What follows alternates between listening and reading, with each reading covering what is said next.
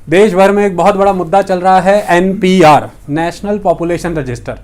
देखिए हमने आपको सिटीजनशिप अमेंडमेंट एक्ट के बारे में डिटेल में लेक्चर दिया, उसके बारे में अच्छे समझाया। उसके पहले हमने रिफ्यूजीज पे लेक्चर दिया था और हमारे issues of national and international importance series में ये हमारा अगला लेक्चर चल रहा है, जिसमें हम आज आपको national population register, national register of citizenship, citizenship amendment act, इन तीनों के बीच के रिश्ते समझाएंगे। हम आपको एनपीआर भी समझाएंगे और ये सब करते हुए हम देश के गृह मंत्री के जेस्चर भी करेंगे।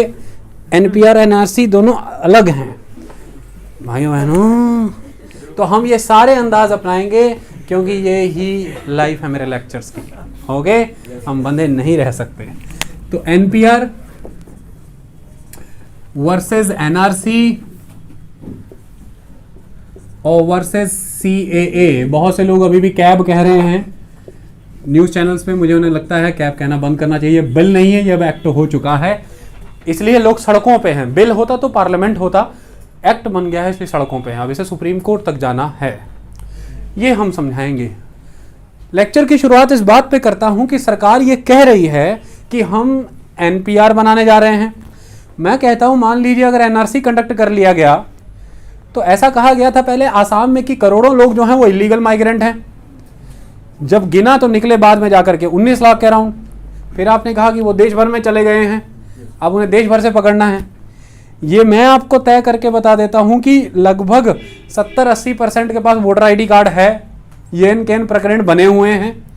तो ऐसे में सरकार अगर अब ये देख रही है कि किसके पास नागरिकता सही है या नहीं है, मतलब कौन सिटीजन है या कौन नहीं है, ये अब असर्टेन कर रहे हैं, तो ये बात तय है कि आप लोगों की फ्रेंचाइज चेक कर रहे हो कि उनके पास फ्रेंचाइज है कि नहीं है।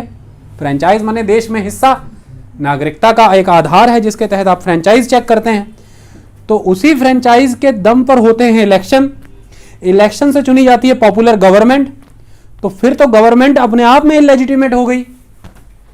अगर 2 मिनट के लिए आप सोचें तो ये बात तय है कि अगर मान लीजिए कल को एनआरसी में कुछ करोड़ लोग नहीं आ पाते और वो ये माने जाते हैं कि वो इलीगल हैं, लेकिन उनमें से मान लीजिए 80-90% के पास अगर वोटर आईडी कार्ड रहा और वो वोट डाल गए, 40-40 साल से वो रह रहे थे, तो ऐसे में तो आपकी सरकार ही इलेजिटिमेट हो गई। वही एक तरह से दोबारा खटकरे में है। तो आपको तो पहले रिजाइन करना चाहिए, फिर एनआरसी होना चाहिए, फिर असर्टेन होना चाहिए कौन नागरिक है कि नहीं, और फिर दोबारा फ्रेश इलेक्शन हो जाने चाहिए। सही बात? तो यहीं से क्लियर है कि पहले 5 साल की सरकार के दौरान ये होना चाहिए था, 2019 के चुनाव के पहले, पहली बात। लेकिन चुनाव होने के बाद ये अब हो रहा है, उसी वोटर के थ्रू आप चुने गए हैं। ये इंपॉर्टेंट है, ओके, क्योंकि आप ये खुद मान रहे हैं कि आधार कार्ड नागरिकता का प्रमाण नहीं है। आधार कार्ड पे मोटा मोटा लिखा होता है कि ये सिटीजनशिप नहीं है। वोटर आईडी कार्ड आप मान रहे हैं कि नागरिकता का प्रमाण नहीं है। तो जो नागरिकता का प्रमाण नहीं है, इट मीन्स वो इशू हो रखे हैं पहले से, इसलिए तो आप उन्हें नागरिकता का प्रमाण नहीं मान रहे। और उनके दम पर वोट डले हैं, उन वोटों के दम पर आप चुने हैं, और आप चुने हैं तो आप ही एनआरसी कर रहे हैं। तो अल्टीमेटली फिर पहला सवाल तो आप ही पे है कि आप किसे इलेजिटिमेट ठहरा रहे हैं। वो जिसकी नागरिकता आप चेक कर रहे हैं वो, या वो जिनके द्वारा वोट डालने पे आप बने हैं, तो फिर आप घेरे में आते हैं। ये सवाल पता नहीं अब तक क्यों नहीं किया जा रहा। ये तो सबसे बड़ा सवाल था, क्योंकि नागरिकता से आती है फ्रेंचाइज, फ्रेंचाइज से आते हैं पॉपुलर इलेक्शन, इलेक्शन से आती है पॉपुलर गवर्नमेंट, और गवर्नमेंट खुद एनआरसी कर रही है। सही बात? चलिए ये सारे तथ्य आपको समझाएंगे बिंदु दर बिंदु, और शुरुआत करते हैं एनपीआर से। सबसे पहला सवाल, एनपीआर का मतलब क्या है? ये नेशनल पॉपुलेशन रजिस्टर है, नेशनल पॉपुलेशन रजिस्टर। अब यहां पर वर्ड ध्यान से देना है, पॉपुलेशन। ये सबसे पहले पॉपुलेशन को देखने जा रहे हैं, जनसंख्या कितनी, जनसंख्या। आई बात समझ में? यहां पर शब्द जनसंख्या यूज हो रहा है, जन है, जन की बात हो रही। यहां पर नागरिकता की बात नहीं हो रही है, सिटीजन की बात नहीं हो रही है, ये पॉपुलेशन की बात हो रही है। यानी कि कोई भी सहवासी, यानी कि कोई भी रेजिडेंट।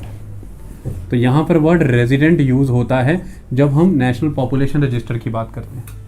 अब आता है कि रेजिडेंट कौन है भाई? तो कोई भी यूजुअल रेजिडेंट, यानी कि कोई भी यूजुअल रेजिडेंट वो इसमें पंजीकृत, इसमें रजिस्टर होगा। ओके, अब सवाल आता है यूजुअल रेजिडेंट कौन है।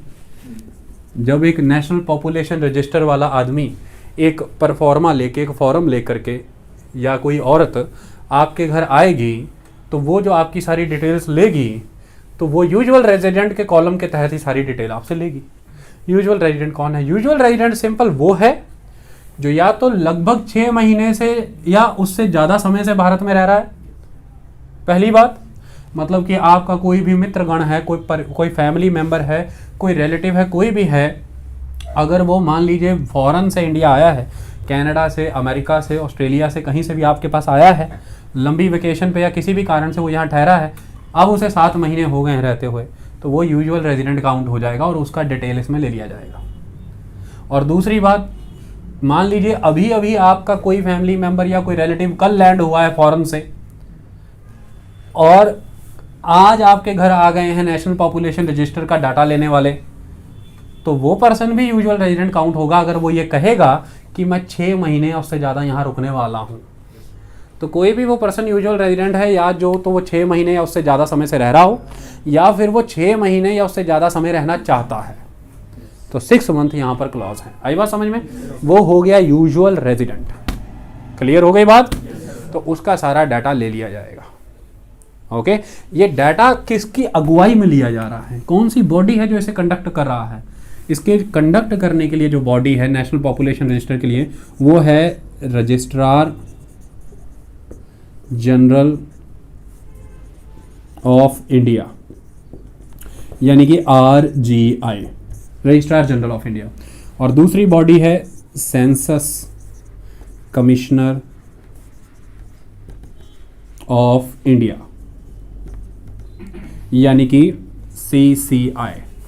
तो census commissioner of India and registrar general of India, ये 2 बॉडीज हैं जो ये सारा डाटा कलेक्ट करेंगी, और ये दोनों बॉडीज किसके प्रति आंसरेबल हैं, किसके अंडर ये काम कर रही हैं? MHA, ministry of home affairs. और मिनिस्ट्री ऑफ होम अफेयर यानी कि होम मिनिस्ट्री को कौन प्रिसाइड करता है? Home minister. Home minister. और होम मिनिस्टर की पोस्ट पे इस समय भारत में कौन है?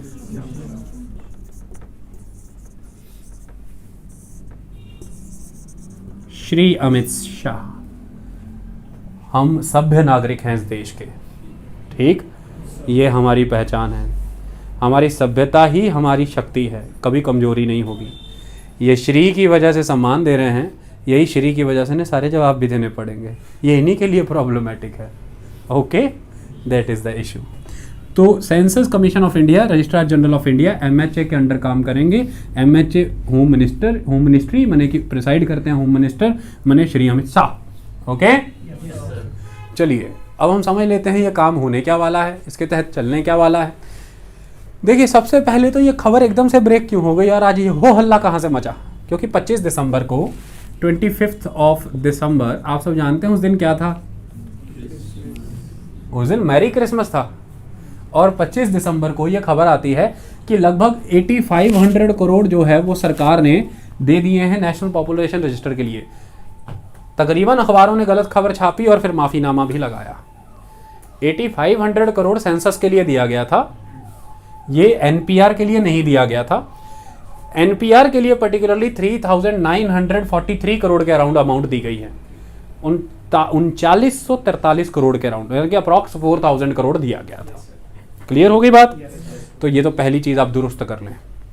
यहीं से अब एक बात सुनकर समझ में आती है कि क्या ये सेंसस और ये सब एक साथ ही होगा, मतलब ये एक ही चीज़, क्या दोनों में कोई अंतर नहीं है? और अगर सेंसस है तो फिर ये NPR अलग से करने की ज़रूरत क्यों पड़ गई? आई बात समझ में? नेशनल पॉपुलेशन रजिस्टर के तहत हम सीधी सीधी बात ये कह रहे हैं कि रेजिडेंट का डाटा होगा, सिटीजन का नहीं। आप सिटीजन, नागरिक की बात यहाँ पे नहीं कर रहे हैं, वासी की, वसनीक की बात कर रहे हैं, और वो यूजुअल रेजिडेंट हैं। यूजुअल रेजिडेंट, मैंने बताया कि आपका कोई रिश्तेदार, कोई फ्रेंड, कोई फैमिली मेम्बर, कोई भी बाहर से आया है, तो ये तय बात है कि इसमें सारे कवर होंगे देसी विदेशी, यानी कि इसमें सभी कवर होंगे, नेशनल और एलियन दोनों। जो यहाँ का है वो भी, जो बाहर से आया वो भी।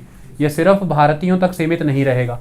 प्रत्येक पर्सन जो उस समय भारतीय धरती पर खड़ा है, रह रहा है, जो 6 महीने से या तो रह रहा है या जो 6 महीने तक रहने की इच्छा रखता है वो इसमें दर्ज हो जाएगा।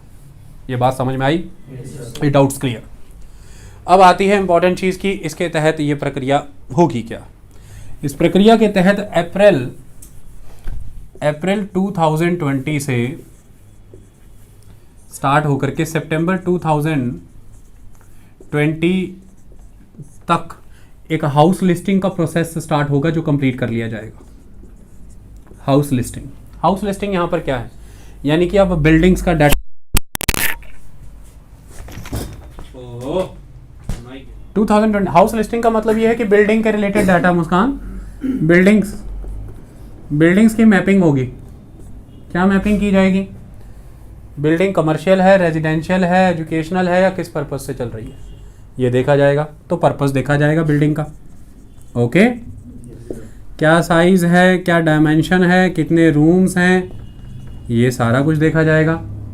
क्या फैसिलिटीज़ हैं उसके अंदर, वाटर सप्लाई आता है, ड्रेनेज सिस्टम, सीवरेज कनेक्शन है कि नहीं है, इलेक्ट्रिसिटी सप्लाई है कि नहीं है, ये सब देखा जाएगा। ये सारा कुछ प्रक्रिया अप्रैल 2020 से सितंबर 2020 के बीच में ख़त्म हो जाएगी। ये बात तय हो गई। चलिए, इस दौरान होगा क्या? इस दौरान होगा ये कि आपके घर में एक पर्सन आएंगे, वो आपसे जानकारियाँ लेंगे और जानकारियाँ किस तरह की होंगी, यहीं से सारा कंसेप्ट शुरू होता है। और कंसेप्ट ये शुरू होता है कि देश के गृह मंत्री ने अभी थोड़े दिन पहले ANI की रिपोर्टर को अपना इंटरव्यू दिया NPR के ऊपर, और फिर ANI क्योंकि न्यूज़ एजेंसी है तो उन्होंने ANI को ही दे दिया ताकि सभी ANI से उठा लेंगे, और सभी न्यूज़ चैनलों ने फिर ANI से उठा लिया क्योंकि ANI is a news agency, जैसे रियूटर्स है, ANI भी है, इस तरह से। ओके, अब समझते हैं कि सारा खेल क्या है। इसकी पहले शुरुआत समझनी होगी, अंडरस्टैंड करना होगा। क्या अंडरस्टैंडिंग है, इसको समझो। देखिए, सबसे इम्पॉर्टेंट चीज़ ये है कि जब हम सिटीजनशिप की बात करते हैं तो सिटीजनशिप एक्ट 1955 में समय समय पर अमेंडमेंट करके बदलाव किए गए हैं। इसमें 1987 में एक बदलाव था। उसके पहले ये होता था कि जो भी भारत में जन्मता था वो भारतीय नागरिक हो जाता था, लेकिन 1987 में ये प्रावधान किया कि आपका भारत में जन्म लेना भी जरूरी है, प्लस आपके माता पिता में से कोई एक भारतीय होना चाहिए। आपका जन्म लेना जरूरी है, आपके माता पिता में से कोई एक भारतीय होना चाहिए। समझ आई? ये समय आगे बढ़ा और इसमें फिर अमेंडमेंट किया गया। 2003 के दौरान एक परिवर्तन ये आता है कि आपका जन्म भारत में होना चाहिए, आपके माता पिता में से कोई एक भारतीय होना चाहिए, लेकिन माता पिता में से कोई भी दूसरा इलीगल इमिग्रेंट नहीं होना चाहिए। इलीगल इमिग्रेंट नहीं होना चाहिए, इस बात को ध्यान से समझ लेना। तो इलीगल इमिग्रेंट वर्ड काफ़ी इंपॉर्टेंट हो गया 2003 के समय। उस समय अटल बिहारी वाजपेयी की सरकार थी, बीजेपी की, NDA गवर्नमेंट था, नेशनल डेमोक्रेटिक अलायंस। उस समय सिटीजनशिप एक्ट 1955 में अमेंडमेंट किया गया और उस अमेंडमेंट के तहत इस इलीगल इमिग्रेंट क्लॉज को उस एक्ट के अंदर इन्यूमरेट करने का कोशिश की गई, जो कि सफल रही, कर ली गई। और इसी के तहत एक नए रूल्स भी बन करके आएंगे, और वो रूल्स का नाम यहाँ पर क्या आ जाता है, वो मैं रूल का नाम यहाँ पे डिटेल में लिखता हूँ। ये दोनों क्वेश्चन आपसे पूछे जाते हैं, इसलिए ये आपको पता होना चाहिए। एक तो एक्ट में अमेंडमेंट हुआ और दूसरा ये रूल्स का नेम। तो सिटीजनशिप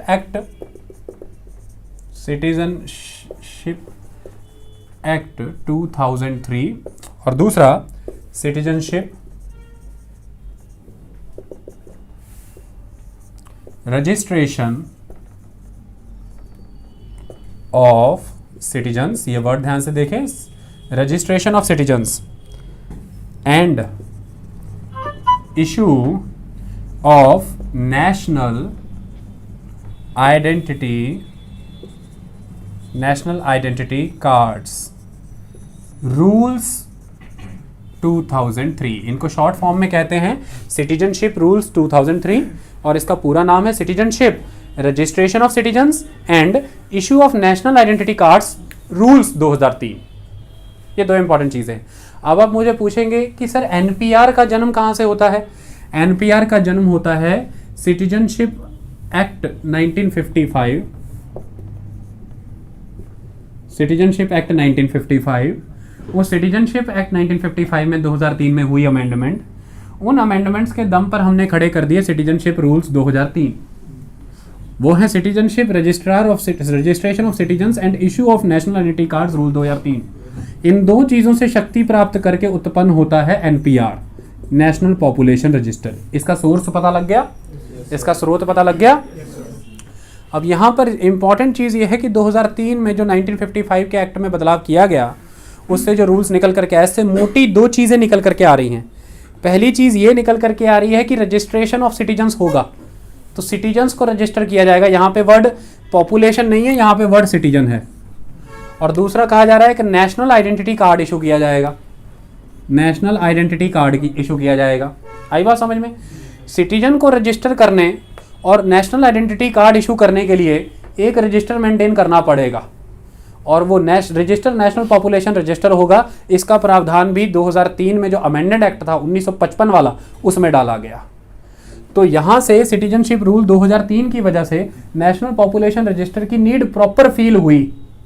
आई बात समझ में? और ये 2003 में जो सिटीजनशिप एक्ट 1955 में अमेंडमेंट की गई, उसके तहत नेशनल पॉपुलेशन रजिस्टर का प्रोविजन डाल दिया गया। जबकि नेशनल पॉपुलेशन रजिस्टर के प्रोविजन की बात जो रखी है, जो प्रावधान शुरुआत की है, वो राजीव गांधी ने की है आसाम अकॉर्ड एट 1985 के समय में। National register of citizenship NRC और एनपीआर दोनों की बात राजीव गांधी के द्वारा ही की गई है, ये बात आप याद रखना। अब क्योंकि सिटीजनशिप में अमेंडमेंट कर दी गई है कि दूसरा माता या पिता दोनों में से कोई एक भी इलीगल इमिग्रेंट ना हो, इसकी वजह से फिर मतलब अगर लीगल इमिग्रेंट है तो कोई बात नहीं, माँ लीगल इमिग्रेंट है, पिता भारतीय होगा, कोई इशू नहीं। पिता लीगल इमिग्रेंट है, माता भारतीय होगी, कोई बात नहीं, बच्चा वैधानिक ही होगा, वैध होगा। आई बात समझ में? तो यहाँ पर एक क्लॉज है कि माइग्रेंट हो सकते हैं मदर या फादर दोनों में से कोई एक, लेकिन इलीगल माइग्रेंट नहीं होना चाहिए, लीगल माइग्रेंट हो सकते हैं। बात को समझिए आप, क्लियर एस्पेक्ट। इसके तहत अर्ज क्रिएट होती है कि डेटाबेस मेंटेन करना बहुत जरूरी है। डेटाबेस मेंटेन करने के लिए आपको पॉपुलेशन रजिस्टर लगाना पड़ेगा। तो पॉपुलेशन रजिस्टर का प्रावधान फिर जो अमेंडमेंट की गई 1955 के एक्ट में 2003 के अंदर, उसके अंदर डाल दिया गया। समझ आई? और वहीं से फिर एक और इंस्ट्रूमेंट पैदा हुआ, वो इंस्ट्रूमेंट है सिटीजन्स को रजिस्टर करने का, और वही इंस्ट्रूमेंट ताकत दे रहा है नेशनल आइडेंटिटी कार्ड बनाने की, और वो हो गए सिटीजनशिप रूल्स 2003। ये सिटीजनशिप रूल 2003 कहाँ से पैदा होते हैं? जो सिटीजनशिप एक्ट 1955 में अमेंडमेंट किया गया, वहीं से। आई बात समझ में? अब ये दो चीज़ें पता लग गई। ये एनआरसी यहीं से निकल आएगा, क्योंकि आपने रजिस्ट्रेशन ऑफ सिटीजन करने की बात कर दी है। फिर एनआरसी के रिलेटेड प्रोविजन 2004 में मनमोहन सरकार ने भी रखा। एनआरसी के रिलेटेड प्रोविजन 2009 में फिर से मनमोहन सिंह सरकार ने रखा, जब अशोक गहलोत ने, राजस्थान के मुख्यमंत्री ने, उन्हें कुछ चीज़ों के लिए रिकमेंडेशन भेजी थी। उस पर आज हमें नहीं जाना, हमें एनपीआर को समझना है। आई बात समझ में? जैसे आसाम अकॉर्ड के समय में एनआरसी प्रॉमिस किया गया था, उसी आसाम अकॉर्ड के समय में एक एनपीआर का भी कंसेप्ट राजीव गांधी ने दिया था। उसे कानूनी जामा पहनाने का काम, कानूनी ढांचे में लाने का काम कर दिया अटल बिहारी वाजपेयी सरकार ने 2003 में सिटीजनशिप एक्ट 1955 में अमेंडमेंट करके। ठीक है? और उसे अकेले को कानूनी रूप नहीं दिया जा सकता था, क्योंकि आप असल मायने में वो लाना ही इसलिए चाहते हैं क्योंकि आप इलीगल इमिग्रेंट आइडेंटिफाई करेंगे। इलीगल इमिग्रेंट अगर आइडेंटिफाई एक बार करना है तो उसके लिए सिटीजन जो है वो रजिस्टर करने पड़ेंगे। सिटीजन रजिस्टर करेंगे तो फिर उन्हें रजिस्टर करके कोई आइडेंटिटी कार्ड भी देंगे, वो है नेशनल आइडेंटिटी कार्ड। और ये सारी प्रक्रिया के लिए एक बार सारा का सारा पॉपुलेशन बेस तैयार आप करेंगे, डेटाबेस बनाएंगे सारा। क्लियर कहानी? ये चलता रहा। इसके बेसिस पर अब हुआ ये कि 2009 में उस समय के गृह मंत्री यानी कि पी चिदम्बरम ने नेशनल पॉपुलेशन रजिस्टर लाने की बात की। उन्होंने कहा कि भाई सरकारी सेवाएं जितनी भी हैं, गवर्नमेंट पॉलिसीज़ जो हैं, वो जेन्युइन स्टेक होल्डर तक पहुँचे, जिनको उनका लाभ मिलना चाहिए, जो सही लाभार्थी हैं उन तक वो पहुँचे। इसके लिए हमें एक कंस्ट्रक्टिव डेटाबेस बनाना पड़ेगा, और वो है नेशनल पॉपुलेशन रजिस्टर। वो ये इसलिए कर पाए क्योंकि 2003 का कानून उन्हें ताकत देता था। तो 2009 में जब वो ये प्रावधान लेकर के आए तो 2010 में आपने नेशनल पॉपुलेशन रजिस्टर के बेसिस पर डाटा इकट्ठा करना शुरू कर दिया, क्योंकि 2011 में सेंसस ड्यू था। तो 2010 में हाउस लिस्टिंग का प्रोसेस शुरू हो गया, डाटा इकट्ठा करना शुरू कर दिया गया, और उसके बाद फिर 2011 में सेंसस से रिलेटेड डाटा इकट्ठा किया गया। ये सेम 2010 में जो डाटा इकट्ठा किया गया नेशनल पॉपुलेशन रजिस्टर के लिए, इस डाटा को ही एज इट इज आगे नरेंद्र मोदी सरकार ने 2015 में अपग्रेड किया। तो आप इसके बारे में एक वर्ड ये सुनेंगे कि एनपीआर कंडक्ट नहीं किया, एनपीआर अपग्रेडेशन किया। 2015 में आपने नोटिस किया होगा, आपके घरों में कुछ लोग आए थे डाटा कलेक्शन के लिए, वो 2010 का एनपीआर है, उसमें कुछ नए बिंदु जोड़ने, उसके लिए इंफॉर्मेशन कलेक्ट करने के लिए आए थे। पहली चीज़ तो अपग्रेडेशन हुई। दूसरी चीज़ 2015 में ही नरेंद्र मोदी सरकार ने एक चीज़ की है, वो क्या है, इस पर्टिकुलर नेशनल पॉपुलेशन रजिस्टर के साथ आधार सीड कर दिया गया। इसे आधार सीडिंग कहते हैं with the national population register. और तीसरी चीज़ ये की गई कि नेशनल पॉपुलेशन रजिस्टर को डिजिटाइज कर दिया गया। तो आज के डेट में आप एक बात याद रखिए कि नेशनल पॉपुलेशन रजिस्टर 2015 में अपग्रेड भी हुआ है, नेशनल पॉपुलेशन रजिस्टर 2015 में ही सीड किया गया है, आधार सीडिंग हुई है, और 2015 में ही इसका डिजिटाइजेशन भी हो गया है। ये फिर भी चर्चा का विषय उस लेवल पे नहीं बना, इस पे डिबेट, डिस्कशंस या प्रोटेस्ट नहीं हुए। 3 अगस्त 2019 को रजिस्ट्रार जनरल ऑफ इंडिया ये कहते हैं कि एनपीआर करना है, और तब से लेकर के अब तक मैं आपको बता दूं कि पायलट प्रोजेक्ट के तौर पर 1200 गांव, 40 टाउन दोनों को मिला के तकरीबन 5028 ब्लॉक्स में ये पायलट प्रोजेक्ट के तौर पर कंडक्ट किया जा रहा है ऑलरेडी। आई बात समझ में? जिसके तहत एक परफॉर्मा इशू किया गया है, एक क्वेश्चनर बनाया गया है। उस क्वेश्चनर और परफॉर्मा में दिए बिंदुओं का हवाला दे करके ही असदुद्दीन ओवैसी सवाल कर रहे हैं कि 2010 के एनपीआर से ये 2020 वाला एनपीआर बहुत अलग होगा। एबीपी न्यूज पे कल खबर चल रही थी, और वहां पर जो उनकी पत्रकार है रुबाइना सारा खान, आई गेस, वो असदुद्दीन ओवैसी से कह रही है कि अभी तो गृह मंत्रालय ने ऐसा कोई क्वेश्चनर या कोई बिंदु बताया नहीं है, आप कैसे एप्रीहेंशंस रख सकते हैं कि ये सब होगा। तो वो आगे से कह रहे हैं कि फलाना फलाना जगह पे ऐसे क्वेश्चंस पूछे गए हैं, फॉर्म दिया गया है। मैं आपको सिंप्लीफाई कर दूं, आप भ्रम में ना रहें। 1200 गांव, 40 टाउन में लगभग 5028 ब्लॉक्स पे ये प्रोजेक्ट चल रहा है as a pilot mode NPR का, और उसमें जो क्वेश्चनर दिया गया है वो उस क्वेश्चनर को रेफरेंस करके क्वेश्चन में खड़ा कर रहे हैं गवर्नमेंट को। समझ में आ गई बात? ये मैं आपको क्लियर, नए एनपीआर के रिलेटेड अगर गवर्नमेंट ने अभी पॉइंट रिलीज नहीं किए हैं, बट वो वही होगा जो पायलट प्रोजेक्ट में चल रहा है। तभी तो पायलट प्रोजेक्ट चलाया जा रहा है ना, छोटे स्केल पर। ये एक इंपॉर्टेंट चीज़ है। अब मैं ही गृह मंत्री बनता हूँ, मैं ही पत्रकार बनता हूँ। ANI ने इंटरव्यू लिया था, हम लेते हैं इंटरव्यू। गृह मंत्री से पहला सवाल ये पूछा जा रहा है कि भाई आप एनपीआर लेकर के आ रहे हैं, ऐसा माना जा रहा है कि एनआरसी की तरफ उठाया जाने वाला कदम है। तो गृह मंत्री, पहली बात तो जो देश में एक कंसेप्ट रहता है कि बीजेपी, नरेंद्र मोदी और गृह मंत्री अमित शाह और नरेंद्र मोदी झूठ बोलते हैं, ये करेक्ट नहीं है। ये बोलते हमेशा सच हैं, करेक्ट बोलते हैं। और मैं आज आपको एक बात बता दूं कि जब आप अनप्रोडक्टिव ऑपोजिशन करते हैं तो अब आप अल्टीमेटली अपनी ग्राउंड लूज करते हैं, क्योंकि फिर आप सामने वाले पर्सन को विद हेल्ड रिस्पॉन्सिबल नहीं ठहरा पाते हैं आंसर करने के लिए। जैसे उदाहरण के तौर पर मैं समझाऊं, पत्रकार ANI को अमित शाह क्या कह के गए हैं, वो ये कह के गए हैं कि एनपीआर और एनआरसी अलग हैं। अब पत्रकार ऐसे सुन रहे हैं, कहते हाँ, कहते एनपीआर जो है वो सिटीजनशिप एक्ट में कवर होता है, लेकिन जो सेंसस है वो सेंसस एक्ट 1948 में कवर होगा। तो उनसे ये पूछा गया कि भाई आप एनपीआर कर रहे हैं, बाद में एनआरसी आ जाएंगी, सिटीजनशिप आ जाएगा, अब ये सेंसस आप लेकर के आए हैं, सेंसस और एनपीआर गतिविधियां दोनों को आप मिला लेंगे, जोड़ लेंगे। तो वो ये समझा रहे हैं कि नहीं, ये ऐसा नहीं हो सकता।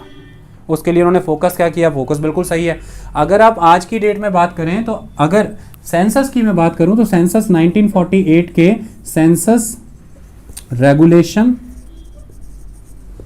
एक्ट में कवर होता है। Census regulation act, census regulation act 1939 के तहत ही आप देश में हर 10 साल पे जो सेंसस होता है ये होता है। Clear aspect?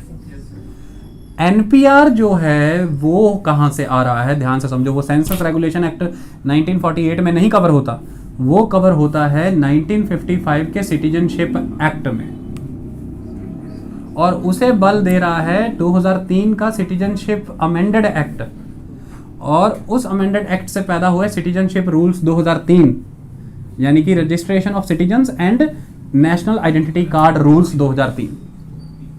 तो एनपीआर का सोर्स अलग है, सेंसस का सोर्स अलग है, दोनों के कानून अलग है। यही उन्होंने ANI के समारोह में बताया। तो यहाँ तक तो बात बिल्कुल सत्य है, इसमें कोई दिक्कत की बात भी नहीं है। आई बात समझ में? फिर वो कह रहे हैं कि एनपीआर और एनआरसी दोनों अलग हैं, इसमें दोनों में कोई सिमिलैरिटी नहीं है। एनआरसी जो है वो नागरिकता का कानून है और एनपीआर जो है वो जो भी लोग रह रहे हैं उनका कानून है। ये भी सही बोला है, ये भी सही बोला है, पत्रकार ने एक्सेप्ट भी किया है। हम बताते हैं कि वो कहना क्या चाह रहे हैं। अब जब आप फंस कहाँ जाते हैं, अब आप बार बार ये क्वेश्चन कर रहे हैं मीडिया पे कि झूठ बोलते हैं, झूठ ऐसा नहीं, झूठ कहाँ बोला, बोला सच।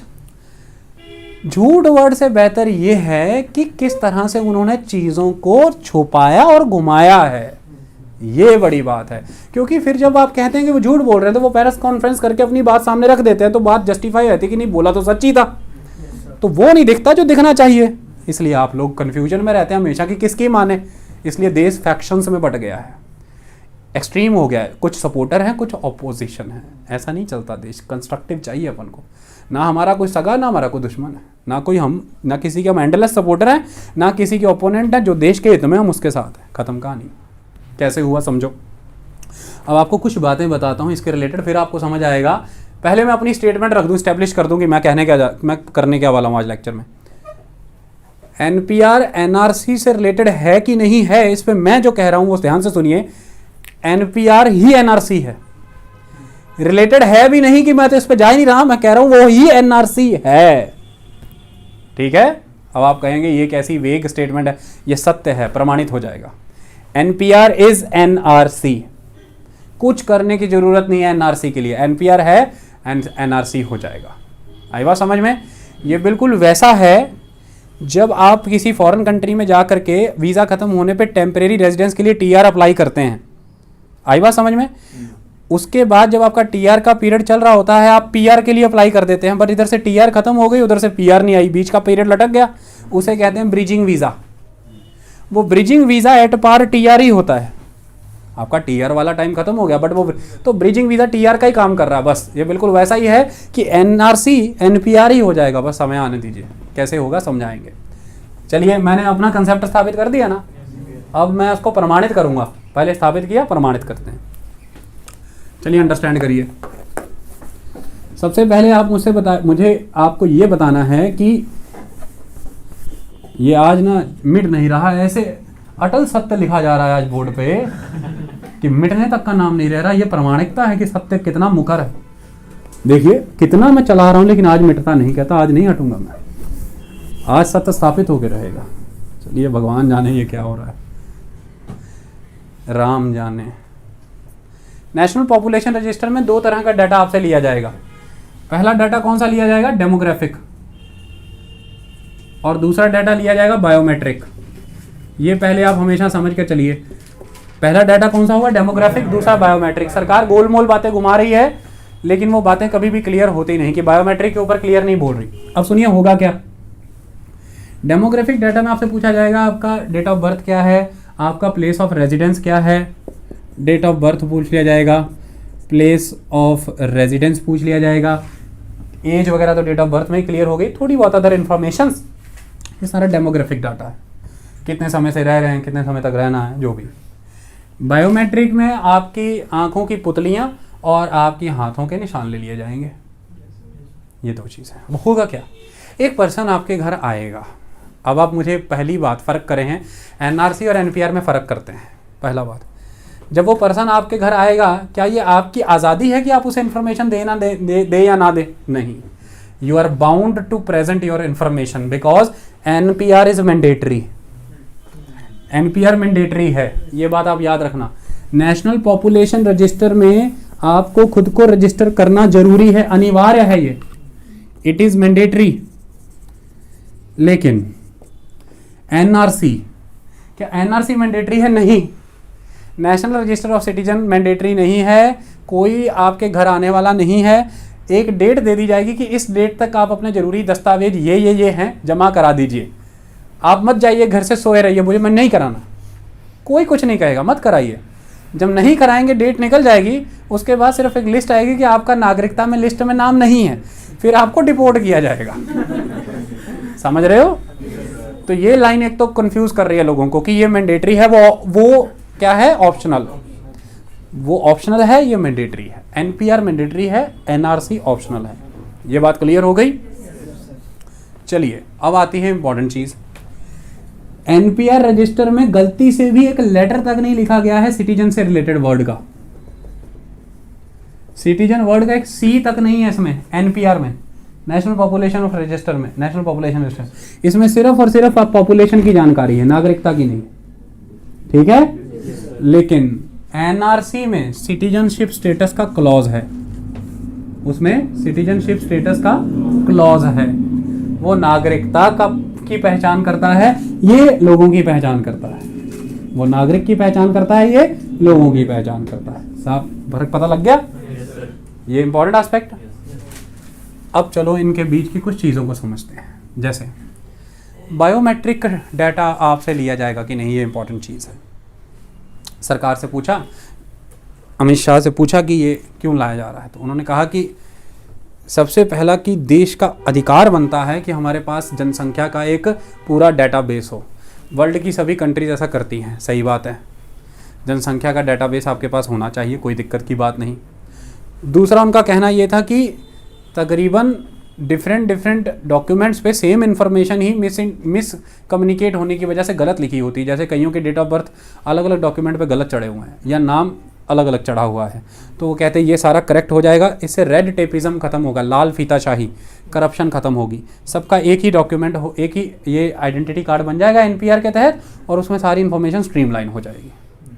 तीसरा वो ये कहते हैं कि जितनी भी सरकारी सुविधाएं हैं उन्हें लोगों तक पहुंचाने के लिए आसानी मिलेगी और वो जनता को लाभ उसका मिलेगा। तीसरा वो। चौथा पॉइंट है इंपॉर्टेंट, जिसमें वो अपनी बात को काट गए। पत्रकार ने पूछा नहीं, मैं तो पत्रकार को देख के हैरान था, आप हैरान नहीं हुए? अगल बगल टेबल पे कोई डॉक्यूमेंट नहीं पड़ा था उनके जिससे वो कोई क्वेश्चन पूछें या कुछ करें, काफ़ी सेल्फ प्रिपेयर्ड थे। चलें, चौथा क्वेश्चन ये है कि इससे राष्ट्रीय सुरक्षा में मदद मिलेगी, यानी कि हमारे नेशन की सिक्योरिटी जो है से स्ट्रेंथन होगी। कैसे होगी, नेशनल सिक्योरिटी कैसे स्ट्रेंथन होगी, वो अभी समझाऊंगा। वही बात तो इसको प्रमाणित करती है कि एनपीआर ही एनआरसी है। नेशनल सिक्योरिटी इससे तभी तो स्ट्रेंथन होगी, अदरवाइज कैसे होगी? बनाते रहो एनपीआर, नेशनल सिक्योरिटी स्ट्रेंथन नहीं हो सकती क्योंकि आप आइडेंटिफिकेशन कर रहे हो। बात को समझो, एनपीआर नेशनल पॉपुलेशन रजिस्टर एक डेटाबेस सिस्टम नहीं है simple, it is a process of identification. आप आइडेंटिफाई कर रहे हो, कैसे मैं आपको समझा देता हूँ। 2010 में जो लाया गया था, उस 2010 के एनपीआर के तहत ये नहीं पूछा गया था रेजिडेंट से कि आपके माता पिता का जन्म स्थान क्या है। बात को समझिए, इस बार के वो पायलट प्रोजेक्ट के तहत जो एनपीआर के क्वेश्चनर हैं उसमें ये क्लॉज है, तो इस एनपीआर में भी ये क्लॉज होना है। क्लॉज में ये है, जैसे सपोज कीजिए कि मैं एक यूजुअल रेजिडेंट हूँ, अरे जब मैं पिछले महीने आया हूँ और मैं 7 महीने बाद चले ही जाने वाला हूँ, जब ये सिर्फ और सिर्फ लोगों का डाटा है तो माता पिता का जन्म स्थान क्यों पूछा जा रहा है भाई? थोड़ी देर के लिए लॉजिक लगाओ, व्हाट इज द लॉजिक? मेरी मदर क्यूबा से हैं, मेरे फादर यूके से हैं, क्या लेना आपको? मैंने बता दिया ना कि मैं आया हूँ 1 महीने पहले, मैं चला जाऊँगा 7 महीने बाद, ख़त्म। आपने तो सिर्फ लोगों की जानकारी लेनी थी। तो इसमें जब हम ये पूछते हैं कि आपके माता पिता का जन्म स्थान क्या है, तो उदाहरण के तौर पर मैं समझाता हूँ। जैसे सपोज कर लीजिए एक पर्सन है हरप्रीत और एक पर्सन है कुणाल। अब ये हरप्रीत से जब ये फॉर्म भरने के लिए वो पर्सन आएगा नेशनल पॉपुलेशन रजिस्टर वाला, उससे पूछा जाएगा माता कहाँ जन्मी है, बोलेगा पंजाब, और पिता कहाँ जन्मे है, पंजाब, ठीक है ओके। कुणाल से पूछा जाएगा माता कहाँ जन्मी है, बोलेगा यूके, और पिताजी कहाँ जन्मे हैं, यूएसए। हाई फाई लोग हैं भाई, यूके यूएसए। वो बोलेगा ठीक है, ले जाएगा, बोलेगा कुछ नहीं। उस दिन तो कुणाल को वो कुछ नहीं बोलेगा और किसी को कुछ नहीं कहा जाएगा, डाटा सिर्फ ले लिया जाएगा और वो चला जाएगा। अब जब वो चला जाएगा तो डाटा अपने पास रख लेगा। ऐसे ही सारे देश भर से डाटा कलेक्ट हो जाएगा। कलेक्ट करने के बाद क्या होगा वो अभी आपको समझाएंगे। ये उदाहरण के तौर पे समझ आ गया कि माता पिता का ये पूछना कितनी बड़ी बात थी। अब आपको समझाते क्या होगा। इस बार के क्वेश्चनेयर जो बनाए गए हैं उसमें जो कॉलम्स रखे गए हैं उससे आपसे बायोमेट्रिक्स मांगे जाएंगे। अब आपके पास सरकार में से प्रकाश जावड़ेकर ये कह रहे हैं कि ऐसा आधार का ऐसा ज़रूरी नहीं है, जो भी है, मतलब ये क्लियर नहीं हुआ क्या है। तो वो कह रहे हैं आधार नहीं लिया जाएगा। मान लो तो आधार नहीं लिया जाएगा तो आधार वाली मशीन लेके आएगा वो पर्सन। आजकल आप लोग बैंक में जाते हैं, पीएनबी में जाइए, पंजाब नेशनल बैंक, कहीं भी छोटा सा रखा होता है अंगूठा, और आम ही लोग ऐसे लगा देते हैं, कहते लगा दो, लगा देते हैं। और एक छोटा सा पकड़ा होता है, जैसे आंखों वाले डॉक्टर ने पकड़ा, कहते इधर देखो, इधर देखो, बस हो गया।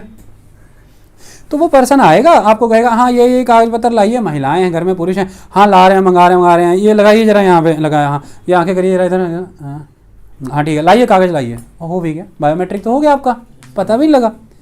तो या तो बायोमेट्रिक इस वे में लिए जाएंगे, या आपसे पूछा जाएगा आधार कार्ड है क्या, आप कहेंगे हाँ, तो आधार नंबर लिखा दो जरा, तो आधार नंबर लिखा देंगे तो बायोमेट्रिक वहाँ पे तो दिए ही हुए हैं। ऑलरेडी 2015 में सरकार आधार सीड कर चुकी है, इसके साथ आधार इसके साथ सीड कर चुकी है। आई बात समझ में? ये एक इम्पॉर्टेंट चीज़ है। अब जब आपके बायोमेट्रिक्स चले जाएंगे और डेमोग्राफिक इन्फॉर्मेशन चली जाएगी, तो ये एक विषय अलग बनेगा, उस पर अलग लेक्चर रखेंगे कि भाई सिक्योरिटी क्या है डाटा की। आप सारा डाटा डिजिटल मोड पे रखना है, इसकी सिक्योरिटी क्या है। तो सिक्योरिटी पे विषय में लेक्चर डिटेल में रखूंगा। पहले मैं आपको बता दूं कि सरकार इसे डिजिटल फॉर्मेट में रखी क्यों रही है। एक उंगली दबाएंगे, कुणाल और हरप्रीत का सारा डाटा खुल जाएगा। सरकार कह रही है डिजिटल फॉर्मेट में इसलिए रख रहे हैं कि 2011 के सेंसस का जो प्रिलिमिनरी फिगर्स थी वो अब आई 2017 में, और जो final advance last stage figures हैं वो आएंगी 2019-20 में 20 में। तो वो कह रहे हैं 10 साल बाद डाटा आता है, ये ठीक नहीं। तो अगर हम डिजिटलाइज कर देंगे इसको, तो फिर कंडक्ट करने के फ्यू मंथ्स के अंदर ही फाइनल डाटा हमारे पास अवेलेबल होगा, हम 10 ईयर्स के लिए बेटर प्लानिंग कर पाएंगे। ये उनका तर्क है। आई बात समझ में? अब हम उनके 1 बाय 1 तर्क काटेंगे और समझेंगे चीज़ों को। सबसे पहला तर्क वो ये देते हैं कि हमने बेटर सर्विसेज प्रोवाइड करने के लिए एनपीआर मेंटेन करना जरूरी है। चलिए मैं आपको एक बात बताता हूँ। 2009 में जब पी चिदम्बरम ने कहा था कि हमें एनपीआर चाहिए, 2010 में एनपीआर की कार्रवाई शुरू भी हुई, कुछ लोगों को एनपीआर कार्ड बांटा भी गया था। अब आप सोचेंगे ये एनपीआर हमने तो नहीं सुना अपनी ज़िंदगी के इतिहास में, पिछले दहाके के अंदर, पिछले कंप्लीट डिकेड में क्यों नहीं सुना। एनपीआर को खा गया एक बड़ा सा मगरमच्छ आके 2010-11 में ही, और हम उस समय उन दिनों की बात यूपीएससी में तो दिन रात उसी को पढ़ते थे। वो मगरमच्छ था आधार कार्ड, यानी कि unique identification authority of India, UIDAI, और इनके हीरो हुआ करते थे नंदन नीलेकणी। ये लेकर के आ गया आधार कार्ड, कहते ये देखो मैं क्या लाया हूँ, कहते लाओ दिखाओ क्या है, कहते बस ये ले लो, इसके तहत सब हो जाएगा। तो सारी दुनिया चली गई अपने अपने बायोमेट्रिक्स देने। ऐसे में इसी के तहत डायरेक्ट बेनिफिट ट्रांसफ़र, यानी कि सब्सिडी, LPG की, खाद के पैसे, बीज के पैसे, और उज्ज्वला योजना के तहत समर्थन, हर चीज़ों का समर्थन इसी के थ्रू हुआ।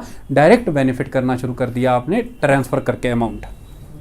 तो मुद्दे का सवाल ये बनता है कि भाई जब आप ये कह रहे हैं कि डिलीवरी सिस्टम को ये बेटर करेगा, ऑलरेडी आपके पास आधार है, आप आधार में अगर कोई जानकारी आपको कम लग रही है तो उसे और अपडेट कर लो, और उसी के तहत DBT तो चल ही रहा है। ये बिल्कुल सिंपल सी बात है कि मेरे पास कुणाल की पूरी जानकारियां हैं, और उसमें मैं जस्ट एक नया क्लॉज और कोई जोड़ना चाहता हूं, तो उसके लिए मैं सारी नए सिरे से जानकारी इकट्ठी करूं। इससे बेटर है जो पहले की जानकारी उसमें मैं नया क्लॉज फिल कर दूं। तो आधार तो ऑलरेडी हमारे पास है। तो ये सर्विस डिलीवरी अच्छा करने वाला पॉइंट समझ में आता नहीं, क्योंकि मुद्दा ही कुछ और है, कहानी कुछ और है। इस बार जब पर्सन आपके घर आएगा, वो आपसे मांगेगा voting card, pan card, driving licence, Aadhaar card, mobile number, passport, ये सब मांगेगा। प्रकाश जावड़ेकर केंद्रीय मंत्री फिर आए कल परसों, कहते ये सब ऑप्शनल है, मत भरिएगा, ज़बरदस्ती नहीं है। मैं आपसे एक बात कहता हूँ भैया, जब आपके घर ये आदमी आएगा आप भर देना। क्यों? क्योंकि जो इन कॉलम्स को खोला छोड़ेगा ना, खाली, एक लेटर 1-1.5 साल बाद बस उसी के घर आएगा कि अपनी नागरिकता प्रमाणित करो, और जो चुप करके सारे डॉक्यूमेंट दे देगा उसके घर कोई लेटर आएगा नहीं। मैं इन्फ्लुएंस नहीं कर रहा कि डॉक्यूमेंट दो या ना दो, मैं ये बता रहा हूं कि ये उल्टा डेट्रीमेंटल चीज है कि आप उसे ऑप्शनली खाली भी रख सकते हैं, क्योंकि फिर एक लेजिटिमेट सा क्वेश्चन पैदा होता है कि क्यों रखा खाली, तुम्हारे पास नहीं है क्या आईडीज? जब तुम ये कह रहे हो कि तुम यहाँ पर पिछले 4 साल से हो या 2 साल से हो, 5 साल से हो, तो आईडीज क्यों नहीं है तुम्हारे पास? फ़ोन नंबर क्यों नहीं दे रहे तुम? पैन कार्ड क्यों नहीं दे रहे? आधार कार्ड क्यों नहीं दे रहे? ड्राइविंग लाइसेंस क्यों नहीं दे रहे? वोटर ID कार्ड क्यों नहीं दे रहे? ये सारी क्या कुछ नहीं है तुम्हारे पास? तो वो तो कुछ नहीं कहेगा आपको, ये बात आप याद रखें, ये बात बिल्कुल सही है। बाकी सारी जानकारी आप दे रहे